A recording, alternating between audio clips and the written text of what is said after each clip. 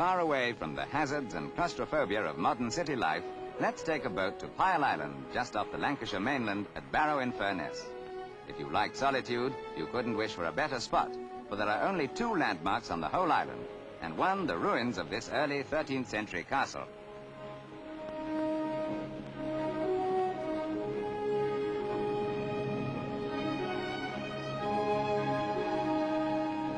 The castle was built by the monks of Furness Abbey to ward off Scottish invaders, and as late as the 15th century it was a base for several thousand troops. Today, the island's only permanent inhabitants, a husband and wife, live alone in this rather different home.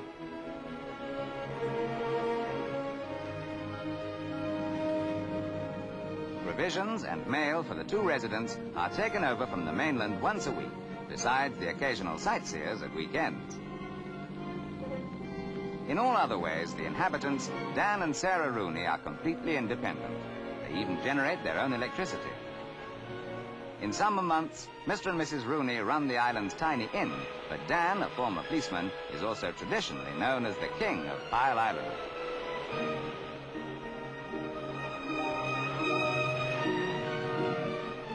Dan and his wife have lived here alone for 6 years and loved every minute. During the summer, of course, they're not short of company, but during the off-season, there's no one else on the island for weeks on end.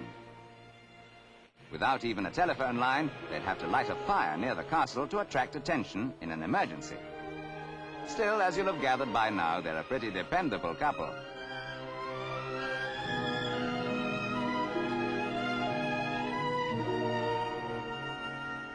The traditional ceremony of creating knights and ladies of the ancient order of Piel Castle is carried out about twice a year by King Dan.